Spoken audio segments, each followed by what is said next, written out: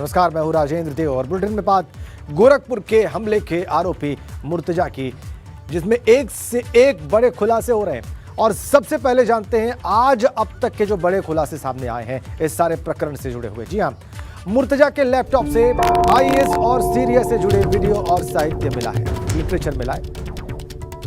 जाकिर नाइक आतंकी अबू हमजा के वीडियो देखता था मुर्तजा और YouTube पर करीब 300 बार जिहादी वीडियो उसने देखे। लैपटॉप से गुरिल्ला शैली में लड़ाई का 8 मिनट का वीडियो भी मिला है।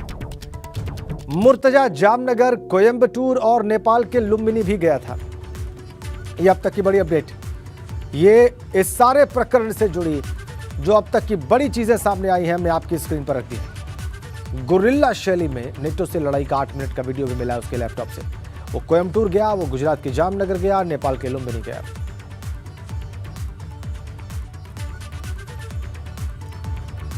इन तमाम सवालों के जवाब जानने के लिए आरोपी मुर्तजा से जांच एजेंसियों ने लगातार सवाल किए।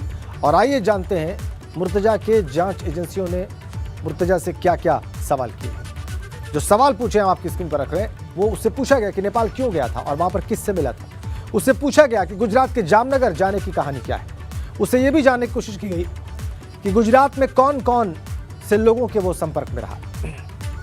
भड़काऊ और माइंड वॉश करने वाले वीडियोस देखना क्यों और कब से उसने शुरू किया।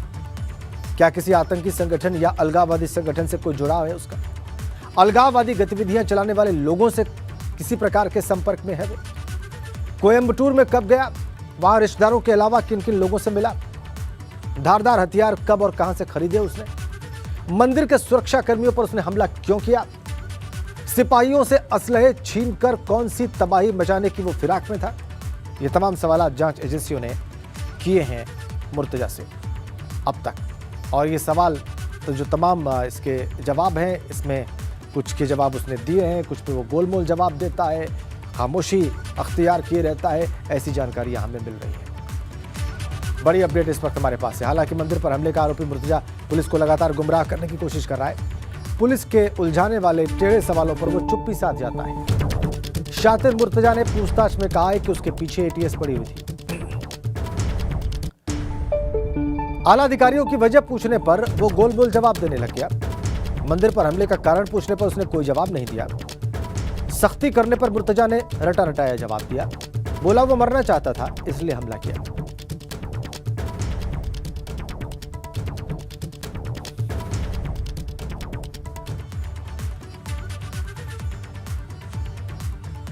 आगे बढ़ते हैं एक बड़ी अपडेट के साथ। गोरखपुर हमले के आरोपी मुर्तजा से जुड़ी एक और बड़ी जानकारी इस वक्त हमें मिली है। मुंबई के अलावा गुजरात के जामनगर गया था मुर्तजा, दक्षिण भारत में कोयंबटूर गया था मुर्तजा, नेपाल के लुम्बिनी भी गया था मुर्तजा। दक्षिण भारत में कोयंबटूर गया, नेपाल के लुम्बिनी गया, गुजरात के जामनगर गया। अब एटीएस और एसटीएफ ये तलाश रहे हैं कि वो वहां पर गया तो किससे मिला, कितना वक्त रहा, क्या किया। गोरखपुर हमले के तार 5 शहरों से जुड़ रहे हैं, क्योंकि जहां गोरखपुर में हमला हुआ वहां आरोपी का घर है। इसके अलावा मुंबई से भी उसका कनेक्शन है, क्योंकि उसने वहीं आईआईटी से पढ़ाई की थी। इसके अलावा आरोपी के गुजरात के जामनगर और तमिलनाडु के कोयंबटूर और नेपाल के लुम्बिनी जाने की भी जानकारी मिल रही है। देखिए आप, तमाम जो शहर हैं, जो स्थान है जहां से मुर्तजा के तार जुड़ रहे हैं, वो हमने आपकी स्क्रीन पर रख दिए हैं। मुंबई, गोरखपुर, लुम्बिनी, कोयंबटूर, जामनगर, ये अलग अलग क्षेत्र, अलग अलग प्रदेशों में, बल्कि नेपाल भी गया वो लुम्बिनी। तो अब एटीएस और एसटीएफ ये जानने की कोशिश कर रहे हैं कि वहां जाने का मकसद क्या था, वहां पर वो किन लोगों से मिला, क्या करने की उसने कोशिश की।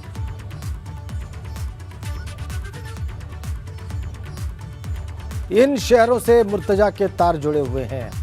गोरखपुर का वो रहने वाला है, गोरखपुर में उसने हमला किया।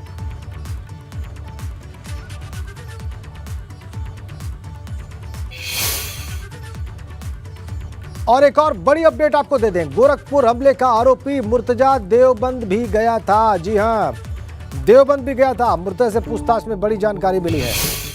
आतंकी इनपुट मिलने के बाद एटीएस ने देवबंद में छापेमारी की थी। उसके एक दिन पहले ही मुर्तजा देवबंद से निकल गया। बड़ी खबर, बड़ी खबर। देवबंद भी गया था आरोपी मुर्तजा। और आतंकी हमले के इनपुट के बाद जब वहां पर एटीएस ने छापा मारा तो उसके ठीक एक दिन पहले ही मुर्तजा देवबंद से निकल गया था। देवबंद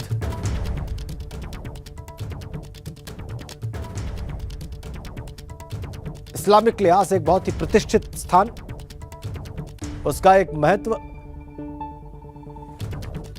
दारुल उलूम देवबंद एक बहुत ही प्रतिष्ठित संस्थान और वहां गया देवबंद मुर्तजा। और जब आतंकी इनपुट के बाद एटीएस ने छापा मारा तो उसके एक दिन पहले ही वो देवबंद से निकल गया था। ये बड़ी जानकारी। एक और बड़ी खबर, यूपी एटीएस की टीम मुंबई पहुंच गई है। हमने आपको बताया, सुबह अपडेट किया कि किस तरह से अलग अलग शहरों में जहां जहां वो गया वहां पर यूपी एटीएस की टीम भेजी गई है, ये जानने के लिए कि वहां पर वो किन लोगों से मिला, वहां पर जाने का उसका मकसद क्या था, कहां रुका। और अब इसी सिलसिले में एटीएस की टीम पहुंची है मुंबई। हमारे 3 सहयोगी इस वक्त हमारे साथ जुड़े हुए हैं। गोरखपुर से हमारे साथ था विवेक त्रिपाठी जुड़े हुए हैं, वीरेश पांडे हमारे यूपी ब्यूरो चीफ लखनऊ से हैं और मृत्युंजय सिंह हमारे संवाददाता मुंबई से इस वक्त हमारे साथ सीधा कनेक्ट है। मुंबई चलते हैं पहले मृत्युंजय के पास, चूंकि एटीएस की टीम मुंबई पहुंची है। मृत्युंजय के पास इस सिलसिले में तमाम अपडेट्स होंगे। मृत्युंजय, क्या जानकारी मिल रही है आपको? देखिए, सबसे महत्वपूर्ण कड़ी एक मुंबई से भी जुड़ती है। अहमद मुर्तजा का एक बैकग्राउंड चेक करना बेहद जरूरी है। जब ये गोरखपीठ मंदिर पे सुरक्षाकर्मियों पर हमले का मामला सामने आया था, उसके बाद जब यूपी एटीएस को जानकारी मिली, यूपी एटीएस ने यह जानकारी महाराष्ट्र एटीएस से साझा की। और आपको बता दें कि कल महाराष्ट्र एटीएस के जो अधिकारी हैं उन्होंने मुंबई से लेकर नवी मुंबई, जो कि मुंबई के पड़ोस का शहर है, इन जगहों पर कई जगहों पर जाकर जानकारी इकट्ठा की। और अब खुद यूपी एटीएस की एक टीम यहाँ पर पहुंची हुई है। यहाँ के जो नोडल अधिकारी हैं मुंबई पुलिस से, उनसे संपर्क साधने के बाद ये उन जगहों पर यूपी एटीएस की टीम जाएगी जहां इस युवक का, इस आरोपी का बैकग्राउंड चेक हो सके। देखिए, इसकी बहुत महत्वपूर्ण कड़ियां मुंबई और नवी मुंबई से जुड़ती हैं। चूंकि ये आईआईटी पवई, आईआईटी बॉम्बे का पढ़ा हुआ छात्र है। इसने केमिकल इंजीनियरिंग की पढ़ाई की है। साल 2015 में इसने जो डिग्री है वो हासिल की। और ये नवी मुंबई के सानपाड़ा इलाके के सेक्टर 9 में रहता था। लेकिन आपको बता दें कि 2013 में सानपाड़ा का जो मिलेनियम टावर है वहां का फ्लैट इसके पिताजी ने बेच दिया था। अब वहां पर एक प्रोफेसर रहते हैं और वहां से वो शिफ्ट होकर सेक्टर 50 में चले गए थे। और अक्टूबर 2020 के बाद से परिवार ने यहां की पूरी संपत्ति बेचकर हमेशा के लिए गोरखपुर शिफ्ट हो गए थे। ऐसी अब तक की जानकारी निकलकर सामने आई है। लेकिन महत्वपूर्ण यह है कि इसका बैकग्राउंड चेक करना, जब वो कॉलेज के समय में था तो उसके ग्रुप किस तरह का था या किन लोगों के संपर्क में था। चूंकि ये देश के अलग अलग शहरों में कुछ लोगों के संपर्क में था, तो क्या ऐसा कोई व्यक्ति मुंबई, नवी मुंबई में भी है जिनके वो संपर्क में था? वो किस प्रकार का व्यक्ति है या किस प्रकार का ग्रुप है, इसकी जानकारी एटीएस को इकट्ठा करनी। और इसीलिए यूपी एटीएस की टीम यहाँ पहुंची हुई है और मुंबई के नोडल अधिकारी से संपर्क साधने के बाद यूपी एटीएस अपने काम में जुट जाएगी और इसका बैकग्राउंड चेक करेगी और जांच के जो तमाम सबूत है वो यहां से इकट्ठा करने की कोशिश करेगी। ठीक है मृत्युंजय, अब हम गोरखपुर चलेंगे विवेक के पास और उनसे जानेंगे देवबंद जाने की जो जानकारी विवेक हमें मिल रही है कि देवबंद गया था, ये कब की बात है, कितने दिन वहां पर रुका और क्या निकलकर सामने आ रहा है? देखिए राजेंद्र, पिछले 1.5 साल के दौरान उसकी गतिविधियां जो भी हुई हैं पूरे प्रदेश में या पूरे देश के भीतर, हर गतिविधि का ब्यौरा एटीएस और एसटीएफ जुटा रही है। ये पिछले 1.5 साल के दौरान ही देवबंद गया था, ये पता चला है। उसके हालांकि उसके परिवार वालों से पूछताछ हुई, उन्होंने किसी भी तरह की जानकारी से इनकार कर दिया कि देवबंद वो क्यों गया था। उन्होंने तो ये भी जानने से मना कर दिया, ये भी कहने से मना कर दिया कि वो कभी घर से बाहर किसी लखनऊ से, माफ़ कीजिएगा, गोरखपुर से बाहर कहीं निकला है। उनको ये जानकारी नहीं है। नेपाल गया था तो नेपाल जाने की जानकारी जब वो वापस लौट के आया है तब मुर्तजा ने जब खुद बताया है अपने परिवार वालों को कि वो नेपाल गया था, तब उनको पता चला। उसके पहले उनको ही नहीं मालूम था क्योंकि वो निकल जाता था और उनका कहना यह है कि वो अजीब सा व्यवहार करता था, किसी से मिलता जुलता नहीं था, कमरे में बंद रखता था, खुद को 2-2, 3-3 दिन बंद रखता था। खाने पीने के अलावा बाहर निकलना उसका करीब 1 महीने से लगातार बाहर निकलना ही बंद था। ये जानकारी जब उनको मिली है एटीएस, चूंकि मुर्तजा से जो जानकारियां मिल रही हैं उस जानकारी को वेरीफाई कर रही है उनके परिवार वालों से। परिवार वालों से संपर्क लगातार कर रही है और इंटरोगेशन जो है वो इंटरोगेशन दोनों तरीके से हो रही है। यानी एक टीम एटीएस और एसटीएफ की उनके परिवार वालों से जानकारी लेती है, जो वो बताते हैं उसको यहाँ पे क्रॉस चेक किया जाता है और जो यहाँ से मुर्तजा बताता है, जो सुरक्षा एजेंसियों को जानकारी देता है, जांच एजेंसियों को जानकारी देता है, वो उनसे क्रॉस वेरिफिकेशन किया जाता है। और इस दौरान मतलब ये साइंटिफिक तरीका है पूछताछ का, इंटरोगेशन का साइंटिफिक तरीका है जो स्पेशलाइज्ड एजेंसियां करती हैं, एटीएस और एसटीएफ जैसी एजेंसियां। जो भी क्रॉस क्वेश्चनिंग होती है उसमें सवाल जवाब में जो भी नई चीजें निकल के आती हैं उससे आकलन किया जा रहा है। और देवबंद जाने की बात पिछले 1.5 साल के दौरान, यानी ये जब अल-कायदा का हमला हुआ था और अल-कायदा के लोग पकड़े गए थे, एक बड़ी साजिश का खुलासा हुआ था और मुख्यमंत्री योगी आदित्यनाथ समेत जो संघ के बड़े नेता हैं उनको निशाने पर लेने की साजिश रची गई थी। गजवा उल हिंद जो कश्मीर का संगठन है, जो अल-कायदा का सहयोगी संगठन है इस भारतवर्ष में, भारत देश में काम करता है, वो संगठन, उससे भी तार जुड़े होने की बात कही जा रही है। कई नाम ऐसे सामने आए हैं पूछताछ में जो गजवा उल हिंद के हैं लोग, और यहाँ पर लखनऊ में लोग पकड़े गए थे। इसके अलावा प्रदेश के अलग अलग जगहों और देश के अलग अलग राज्यों से लोग पकड़े गए थे। बहुत बड़ा खुलासा किया था अल-कायदा के पूरे नेटवर्क का। तो अल-कायदा के नेटवर्क के छापेमारी के दौरान ही मुर्तजा भी देवबंद में था, लेकिन छापेमारी से एक दिन पहले, चूंकि सूचना ये बता रहे हैं कि लीक हो गई थी, तो एक दिन पहले और शनिवार की रात को, यानी जब गोरखपुर के गोरखधाम मंदिर के बाहर जब घटना हुई है रविवार देर शाम 7:30 बजे, 7:15 बजे के आसपास, उससे ठीक 24 घंटे पहले शनिवार की रात को एटीएस के जो 2 लोग आए थे, ऐसा कहा जा रहा है, जो वीडियो भी उसके परिवार वालों ने जारी किया है, वो कह रहे हैं कि एटीएस के लोग लगातार उसको मॉनिटर कर रहे थे, उसको फॉलो कर रहे थे। ये तार उसी से जुड़े हो सकते हैं कि देवबंद में जब वो गया था वहां से वो निकल गया, और जब उस पर देखिए एटीएस किसी पर भी जो ऐसे सस्पेक्टेड लोग होते हैं जो इस तरह के सोशल मीडिया पे वीडियो देखते हैं उन पर निगरानी करती है, और जो ज्यादा लगातार बार बार देखा करते हैं, तो एटीएस के रडार में बहुत पहले से मुर्तजा था। और परसों रात यानी शनिवार रात वहां पर एटीएस के 2 लोग गए भी थे ये वेरीफाई करने, क्योंकि लगातार उसको मॉनिटर किया जा रहा था, लगातार वॉच किया जा रहा था, उसकी गतिविधियां देखी जा रही थी। वो सस्पेक्टेड की लिस्ट में था एटीएस की, और इससे पहले कि वो कोई घटना कर जाता एटीएस की टीम उसको पकड़ने गई थी, लेकिन उस रात वो घर पर नहीं था। ऐसा जो सोर्सेज हैं जो अंदर पूछताछ कर रहे हैं वो ये बता रहे हैं कि उसको पकड़ने के लिए ही गए थे। एटीएस का अपना तरीका होता है, कोई फौज फाटा लेकर पकड़ने नहीं जाते हैं, कोई पुलिस की जीप या उस तरह के वाहन नहीं लेके जाए। वो साधारण से 2 लोग, कोई सब इंस्पेक्टर या इंस्पेक्टर रैंक के 2 लोग, 3 लोग, 4 लोग जाते हैं। 2 लोग वो सादे कपड़ों में होते हैं, वर्दी भी उनके पास नहीं होती है। हाँ, सुरक्षा के लिए असलहे ज़रूर होते हैं, जो आर्म्स हैं वो ज़रूर होते हैं, लेकिन वो छुपे हुए होते हैं। और उनके घर वालों को ये अंदाजा नहीं लग पाया, और उससे पहले ही जब उसको लगा कि वो एटीएस के शिकंजे में आ सकता है, तो जो भी उसकी साजिश दिमाग में रही होगी, जो भी वो सोच रहा होगा, उसने तुरंत रविवार को यानी 24 घंटे के भीतर एटीएस की टीम आने के 24 घंटे के भीतर उसने अपने वारदात को, अपने मंसूबों को अंजाम देने की कोशिश की। और कोशिश क्या, बाका उसके पास था, बाके से उसने छीन कर जो असलहे छीनने की कोशिश की थी, वो उसका जो साजिश थी, वो कोशिश थी, असफल हो गई। अगर उसके हाथ में असलहे आ जाते तो यहाँ अधिकारी भी कह रहे हैं कि यहाँ ये मंदिर का जो जहां हम खड़े हैं परिसर, वो खून से लाल हो जाता। बिल्कुल, वहाँ पे कत्लेआम मच सकता था विवेक, वहाँ पे कत्लेआम मच सकता था, वहाँ पे खून हो सकता था, सब कुछ ये बिल्कुल समझ में आ सकता है, और ये आशंका गलत नहीं। हम चलेंगे वीरेश पांडे के पास। वीरेश, बहुत ही महत्वपूर्ण जानकारियां मृत्युंजय और अभी विवेक ने दी हैं कि वो देवबंद भी गया था, एटीएस की छापेमारी से एक दिन पहले वहां से निकल गया, सूचना लीक हो गई, इसलिए एटीएस उस पे निगाह बनाए हुए थी, उसको फॉलो कर रही थी, उसके घर गई थी, और उसके बाद उसने हमला किया है। मतलब ये कि जो अभी तक सामने आया है उसके पीछे भी एक लंबी कहानी है, इस हमले के पीछे भी बहुत कुछ घटा है जो अब निकल कर सामने आ रहा है। डी कंपनी से भी कनेक्शन की बात है वीरेश।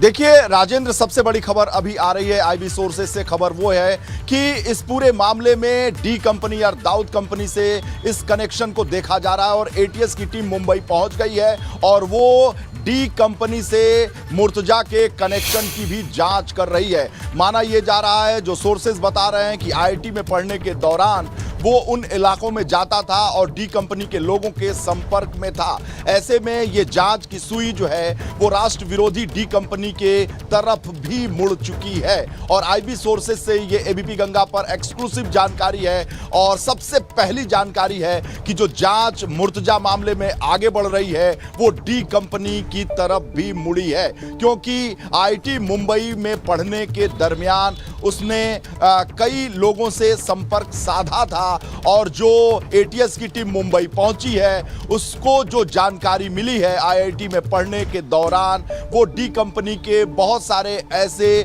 जो हैंडलर थे उनके संपर्क में था। मुर्तजा मामले में ये बड़ा खुलासा एबीपी गंगा कर रहा है, जबकि हमारे सहयोगी ने देवबंद की बात की, नेपाल की बात की और अन्य शहरों की बात की, लेकिन ये एक नया टेरर एंगल सामने आ रहा है मुर्तजा मामले में। एबीपी गंगा के पास ये पुख्ता जानकारी है, सोर्सेज से जानकारी है कि पूछताछ के दरमियान एटीएस को जो क्लू मिला है, जो एसटीएफ को जो क्लू मिला है, उसके आधार पर आईबी ने जो जानकारी एटीएस और एसटीएफ को, सुरक्षा एजेंसीज को जो दी है, उसमें ये जांच डी कंपनी की तरफ भी आगे बढ़ रही है। ये एक नया खुलासा है एबीपी गंगा इस पूरे मामले में, मुर्तजा मामले में एक नया खुलासा कर रहा है कि इस पूरे मामले में डी कंपनी को भी देखा जा रहा है कि किस रूप में उसके कनेक्शन थे और जो मुर्तजा के फादर हैं, वकील हैं, और उनकी क्या क्या रिश्ते थे, उनके पूरे मामले की भी खंगाल शुरू हो गई है। और जो सीडीआर है, जो पूरा कॉल डिटेल्स है मुर्तजा का, उसको खंगाला जा रहा है और उस सीडीआर को खंगालने में जो जानकारियां मिली हैं, अहम जानकारियां मिली हैं कि उसके संबंध डी कंपनी के कई ऐसे गुर्गों से था जो राष्ट्र विरोधी कामों में लगे हुए थे। और मुंबई के दरमियान जब वो आईआईटी में पढ़ रहा था, उसी दरमियान वो भटक गया था। जो उसकी नौकरी छूटी है वो उसकी मना स्थिति की वजह से नहीं छूटी है। ये एक और बड़ी जानकारी आपको दे दूं कि जो मुर्तजा की स्थिति हुई, नौकरी छूटी है और कहा जा रहा है उनके फादर की तरफ से कि उसकी मना स्थिति ठीक नहीं थी, और कहा जा रहा है कि उसकी पत्नी भी उसको छोड़कर चली गई थी। इस पूरे मामले में जानकारी सामने आ रहा है कि जब पत्नी ने छोड़ा है और नौकरी छूटी है, उसके पीछे उसके अवांछित काम का भी हाथ है। यानी उसकी जो गतिविधियां थी वो संदेहास्पद थी। संदेहास्पद गतिविधियों से आजिज आकर उसकी पत्नी ने उसका साथ छोड़ा है। और सबसे महत्वपूर्ण बात यह है कि जहां जहां से वो नौकरी से गया है वहां से निकाला गया है, क्योंकि उसकी जो स्थितियां थी, उसके जो कर्म थे, जो उसकी संदेहास्पद स्थिति थी, उसको देखकर उस कंपनी से उसके जॉब छूटे हैं और साथ ही साथ उसका घर परिवार यानी उसकी पत्नी भी उसे छोड़कर गई है। तो इस पूरे मामले में जो कॉल डिटेल निकाली गई है मुर्तजा की कॉल डिटेल कुछ और ही कहानी कह रही है, क्योंकि ये बहुत शातिर और चालाक है मुर्तजा, और उसके पृष्ठभूमि में जो उसके फादर हैं उनका क्या हाथ है, इसकी भी जानकारी ली जा रही है कि जब वो लीगल एडवाइजर के तौर पर काम कर रहे थे मुंबई में, तो वो क्यों गोरखपुर चले आए, क्यों घर बेच दिया उन्होंने, घर बेचने की कहानी क्या है। ये तमाम ऐसे मसले हैं जिन पर जांच एजेंसियां आगे बढ़ रही हैं। और ये सिर्फ और सिर्फ एबीपी गंगा के पास जानकारी है कि जो कॉल डिटेल निकाली गई है मुर्तजा की, वो काफी संदेहास्पद है और उसके कनेक्शन डी कंपनी से जुड़ते हुए देखे जा रहे हैं। ऐसे में एटीएस मुंबई वहां पहुंची है और जो प्रोफेसर हैं आईआईटी पवई में, उनसे जो उनकी पूछताछ होगी, उनसे बातचीत होगी, उनसे पूछा जाएगा कि किस रूप में इसकी गतिविधियां थी, उससे मिलने जुलने कौन आता था, पढ़ाई के समय वो कैसा था। और उन संस्थानों में भी एटीएस की टीम जाएगी जहां जहां नौकरी किया है। यह भी एक अलग से जानकारी आपको दे दूं, एटीएस की मुंबई टीम जो पहुंची है, जहां जहां काम किया है मुर्तजा, उन जगहों पर जाकर मैनेजमेंट से, टॉप मैनेजमेंट से एटीएस पूछताछ करेगी कि इसकी गतिविधियां कैसी थी। जो कॉल डिटेल निकली है मुर्तजा की, वो काफी चौंकाने वाली है। डी कंपनी से इसके संपर्क सूत्र देखे जा रहे हैं। तो ये जो कनेक्शन है वो आगे बढ़ता जा रहा है। मुर्तजा मामले में हर पल एक नई जानकारी सामने आ रही है। एबीपी गंगा उस जानकारी से अपने दर्शकों को रूबरू करा रही है, बता रही है, टेलीविजन स्क्रीन पर बिल्कुल एबीपी गंगा लगातार दिखा रहा है, बता रहा है। वीरेश, बिल्कुल आप ठीक कह रहे हैं। डी कंपनी से कनेक्शन की बात आपने कही है और डी कंपनी से रिश्ते किस प्रकार के रहे ये भी खंगाल रही है एटीएस, और मुंबई पहुंच चुकी है। उसके तमाम जो संपर्क हैं वो समझने का प्रयास। एक और बड़ी खबर देखिए, एक और बड़ी अपडेट आपकी स्क्रीन पर। नेपाल बॉर्डर के मदरसों में चल रहा है सर्च ऑपरेशन। नेपाल के लुम्बिनी भी गया था। मुर्तजा की कॉल डिटेल से कई बड़े खुलासे हो रहे हैं और नेपाल बॉर्डर पर जो मदरसे हैं वहां पर सर्च ऑपरेशन चलाया जा रहा है। डी कंपनी कनेक्शन मुर्तजा का खंगाला जा रहा है सामने आने के बाद मुंबई, नेपाल समेत कई जगहों पर सर्च ऑपरेशन इस वक्त नेपाल बॉर्डर के मदरसों में सर्च ऑपरेशन चल रहा है। देखिए एक और बड़ी अपडेट, नेपाल जाते वक्त बॉर्डर के पास मदरसों में भी गया था मुर्तजा। ये बड़ी जानकारी इस वक्त एबीपी गंगा अपने दर्शकों को दे रहा है। मुर्तजा का डी कंपनी कनेक्शन भी सामने आया है और एटीएस की टीम मुंबई पहुंच चुकी है। नेपाल समेत डी कंपनी कनेक्शन की जांच तेज हो गई है। मुर्तजा के मुंबई और नेपाल के साथ साथ डी कंपनी से क्या रिश्ते रहे, उसके किन लोगों से वो संपर्क में था, किस प्रकार की उसकी बातचीत थी, किस प्रकार का कनेक्ट था, इसी को खंगालने का प्रयास एटीएस का जारी इस वक्त। और सर्च ऑपरेशन तमाम मदरसों में जो नेपाल बॉर्डर के चल रहे हैं मदरसे, वहां पर विवेक के पास चलते हैं। विवेक के पास और ज्यादा जानकारियां हैं। विवेक, एक के बाद एक बहुत ही ये चौंकाने वाले खुलासे हैं, जैसे कि वो देवबंद गया, देवबंद में छापे से एक दिन पहले निकल आया और आप एक बड़ी महत्वपूर्ण बात बता रहे हैं कि रविवार की घटना से पहले एटीएस उसको उस पर निगाह रखे हुए थी और ये बात उसने कही भी कि एटीएस उसको परेशान कर रही थी। और अब मदरसों में तफ्तीश और सर्च ऑपरेशन। विवेक,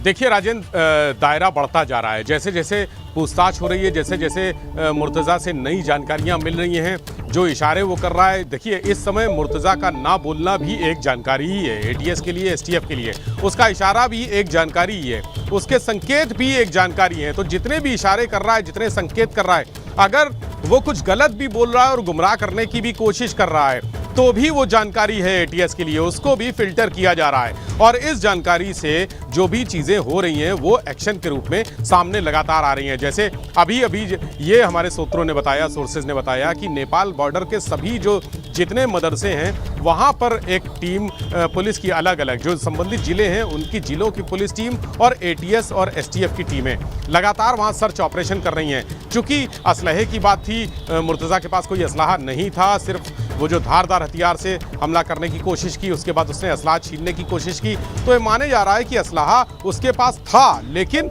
इस समय जिस समय वो हमला कर रहा था उस समय उसके पास मौके पर नहीं था। तो असलाहा अगर था तो वो कहाँ था, वो असलाहा उसने कहाँ छिपा कर रखा था, या उसको किसी ने असलाहा देने का आश्वासन दिया था कि तुम इस तरह का प्लान कर रहे हो तो तुम्हें जो आर्म्स एम्यूनिशन है उसकी सप्लाई कर दी जाएगी। लेकिन शनिवार रात को एटीएस के घर आने के बाद सारी चीज़ें बदल गई, सारी तस्वीर बदल गई और उसको अपने लिए असलहे का इंतजाम करना था। ये सोर्सेज बता रहे हैं, ये एटीएस के जो विशेषज्ञ हैं जो पूछताछ कर रहे हैं, जो एसटीएफ के अधिकारी हैं जो पूछताछ कर रहे हैं, उनका ये आकलन है। चूंकि अभी कड़ियां जोड़ी जा रही हैं, टूटी फूटी चीज़ें एटीएस और एसटीएफ के हाथ में आ रही हैं, कड़ियां जोड़ के जो निष्कर्ष पे पहुंच रहे हैं वो ये निष्कर्ष है कि उसके पास असलाहा तो था लेकिन उस वक्त मौजूद नहीं था जब ये हमला हुआ, और हमला भी जल्दबाजी में किया गया। यानी इस हमले की तैयारी चल रही थी, लेकिन शनिवार रात को एटीएस के आने के बाद जब रविवार को उसको लगा कि वो बाहर नहीं निकल पा रहा है, उस पर लगातार नज़र रखी जा रही है। उसके घर के आसपास कुछ ऐसे लोग हैं जो सुरक्षा एजेंसियों से जुड़े हैं। उसके बाद उसने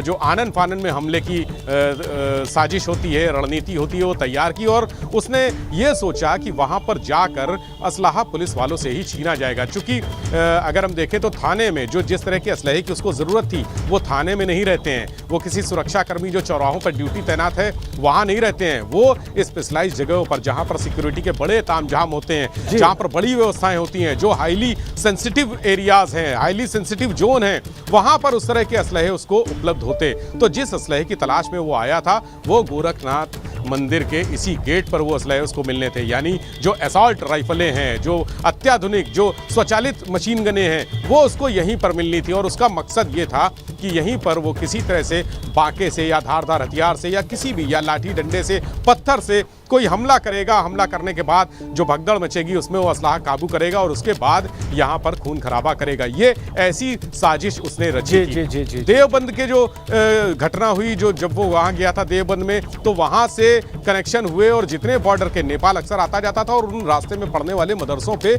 मिलता जुलता भी था। आपको चूंकि ये बहुत बड़ी आईबी की रिपोर्ट है और बहुत पहले की, आज की नहीं है, कम से कम 7-8 साल पहले की रिपोर्ट है कि देवबंद से लेकर जो नेपाल बॉर्डर है वहाँ तक के मदरसे एक साजिश रची जा रही है देश में शहर का शहर से कनेक्शन काटने की। यानी जब गृह युद्ध की आशंका होगी, जब गृह युद्ध की तैयारी होगी, तब शहरों को शहर से काट दिया जाएगा। यानी एक शहर में अगर कुछ होता है तो दूसरे शहर से मदद ना पहुंच पाए, इसलिए रास्ते भर में मदरसे बनाए गए थे। ये एक होम मिनिस्ट्री की आईबी की एक रिपोर्ट थी और वो रिपोर्ट सरकार के पास पड़ी हुई है, उस पर कोई अभी कार्रवाई नहीं हुई है वो रिपोर्ट। और ये हम देख भी रहे हैं, अगर भौतिक रूप से देखें तो तमाम, अगर रास्ते में हम हाईवे पे चलेंगे तो तमाम जगह पर मदरसे बने हुए हैं। ऐसे मदरसे जहां पर गलत तरह की गतिविधियां और अनैतिक लोगों का, अराजक लोगों का रुकना ठहरना आना जाना लगा रहता है। नेपाल जब वो जाता था तो उन्हीं रास्तों से जाता था, उन्हीं मदरसों में रुकता था, ये बात उसने कबूल की है। अब वो मदरसे चाहे अच्छे हों, चाहे बुरे हों, चाहे जिस तरह के हों, लेकिन एटीएस की और एसटीएफ की जिम्मेदारी ये है कि वहां पर छानबीन की जाए, वहां के लोगों के बारे में पता किया जाए। चूंकि अब पैन इंडिया पूरा नेटवर्क ये फैल चुका है और पैन इंडिया में बहुत जगह पर जानकारियां लेनी है, बहुत जगह लोगों से पूछताछ करनी है। और पूरे देश में एक किस्म से जो है सबूत खंगाले जा रहे हैं, कनेक्शन खंगाले जा रहे हैं। आप दोनों हमारे साथ बने रहिए।